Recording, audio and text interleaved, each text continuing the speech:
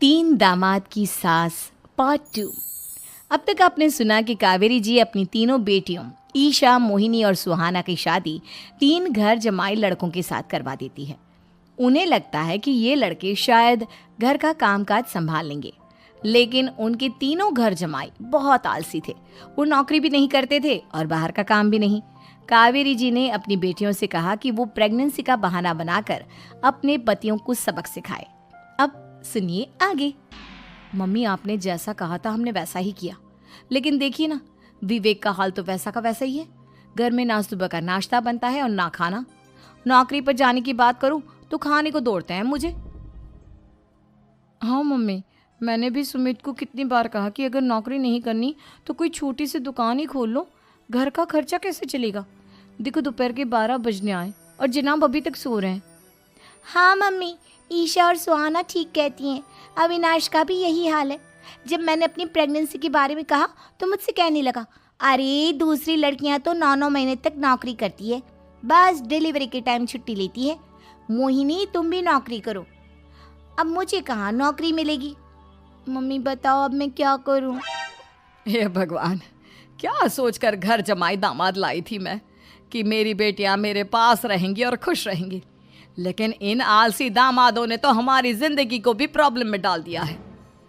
मैं तो कहती हूँ मम्मी, हम लोग वापस अपनी जॉब पर जाना शुरू कर देते हैं। बता देते हैं इन लोगों को कि हमने प्रेगनेंसी का बहाना किया है। नहीं नहीं बेटा, ऐसी गलती भी मत करना। अगर तुमने ऐसा किया तो इन तीनों की आदत और ख़राब हो जाएगी। अरे आज नहीं तो कल कभी तो तुम प्रेग्नेंट होगी, तब वापस यही प्रॉब्लम आएगी। तब क्या करोगी तुम तीनों। हाँ मम्मी, आपकी बात तो बिल्कुल सही है। इन लोगों को तो सुधारना ही पड़ेगा। लेकिन कैसे? अपने बच्चों के आने की खबर सुनकर भी इन लोगों पर कोई असर नहीं हो रहा। पैसे कमाने के लिए घर से बाहर निकलना ही नहीं चाहते ये तीनों। अब मेरे दिमाग में एक प्लान आया है। तुम तीनों चिंता मत करो, उन तीनों को बुलाओ, फिर मैं बात करती हूँ। थोड़ी देर बाद कावेरी जी अपने तीनों दामादों को सामने बुलाकर अपनी बात कहना शुरू करती हैं। अविनाश, सुमित और विवेक, देखो बेटा, मैं ना तुम तीनों से बड़ा प्यार करती हूँ, इसीलिए तो तुम्हें घर जमाई बना कर रखा है मैंने। अरे मम्मी जी, सीधे सीधे कहिए ना, क्या बात है। प्यार तो हम भी आपको बहुत करते हैं। अरे मम्मी जी, आपकी इज्जत भी बहुत करते हैं। अरे भाई, आपके जैसी सास और कमाने वाली बीवी सबको मिलती है क्या? हाँ मम्मी, विवेक और सुमित ठीक कह रहे हैं। आपकी बेटी से शादी करके मेरी तो ज़िंदगी ही अच्छी हो गई है। जानती हूँ मैं, और ये भी जानती हूँ कि तुम तीनों अपने अपनी बीवियों से बहुत प्यार करते हो। बेटा, बात ऐसी है कि हमारे कुल गुरु ने कहा है कि प्रेग्नेंट होने के बाद मेरी तीनों बेटियां शुरू के 4 महीने हमारे गांव में जाकर रहेगी, जहां मेरे चाचा जी रहते हैं। अरे लेकिन क्यों मम्मी, गांव में जाकर रहने की क्या ज़रूरत है इन तीनों को। वो क्या है ना बेटा, हमारे परिवार को एक श्राप है। अगर मेरी बेटियों ने यहाँ पर बच्चा पैदा करने की कोशिश की तो उनके बच्चों को कुछ भी हो सकता है। इसलिए अब से लेकर 4 महीने पूरे होने तक इन्हें गांव वाले घर में रहना पड़ेगा। हाँ तो इसमें प्रॉब्लम क्या है मम्मी जी? हम भी वहाँ जाकर रहेंगे, पिकनिक मनाएंगे।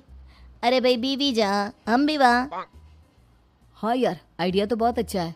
शहर की ज़िंदगी में रह रहकर परेशान हो चुके हैं, अब कुछ दिन गांव में बिताएंगे। तुम लोग समझने की कोशिश क्यों नहीं करते। तुम में से कोई भी वहाँ नहीं जा सकता, और मैं यहाँ रहूँगी ना तुम तीनों के साथ। 4 महीने की तो बात है, उसके बाद ये तीनों ही लौट कर आ जाएंगी। ठीक है मम्मी जी, अब हमारे बच्चों का सवाल है तो ये तो करना ही पड़ेगा। कावेरी अपनी तीनों बेटियों को कुछ दिन के लिए घर से बाहर कहीं दूसरे शहर में रहने के लिए भेज देती है। कुछ दिनों के बाद, अरे मम्मी जी, बहुत दिन से पिज्ज़ा नहीं खाया, मंगवाइए ना। क्या बताऊं बेटा, पहले तो बेटियां खर्चा दे देती थी क्योंकि उनकी नौकरी थी, लेकिन अब तो मेरे पास पैसे ही नहीं बचे।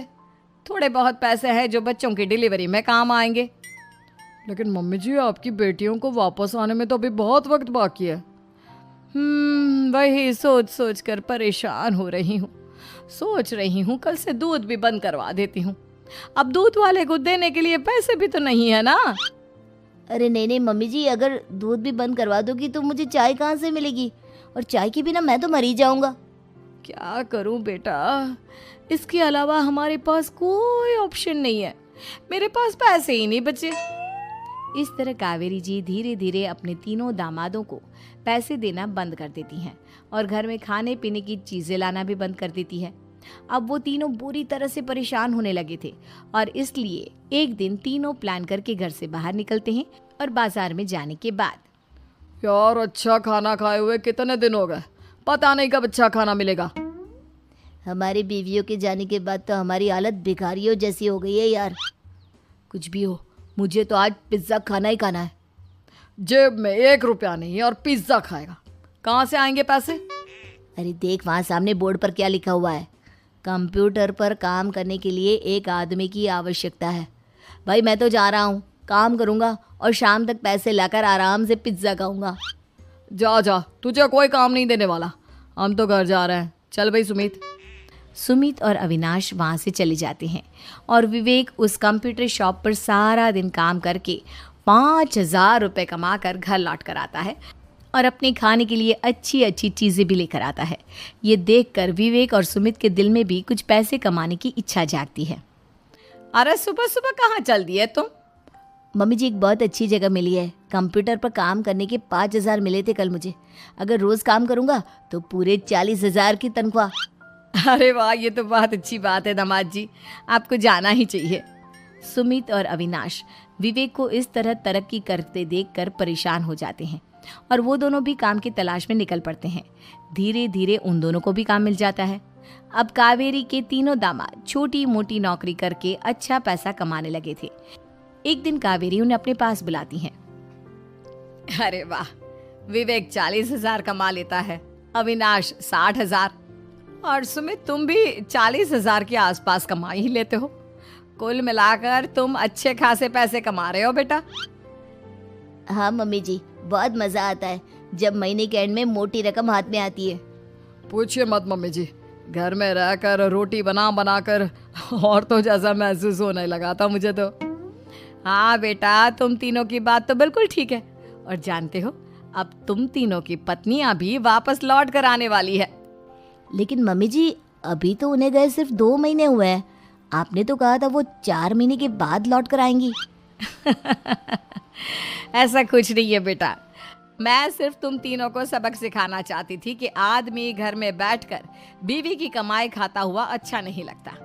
इस दुनिया में हर इंसान को मेहनत करनी चाहिए, काम करना चाहिए, चाहे वो औरत हो या आदमी, ताकि अपने परिवार को संभाल सके। कावेरी की बात सुनकर उन तीनों को अपनी गलती का एहसास होता है और कावेरी उन्हें सच बता देती है कि ईशा, सुहाना और मोहिनी शहर में ही कहीं दूसरी जगह रह रहे थे। शाम के वक्त उन तीनों की पत्नियां लौट कर आ जाती है और कावेरी जी का परिवार एक खुशहाल परिवार की तरह रहने लगता है।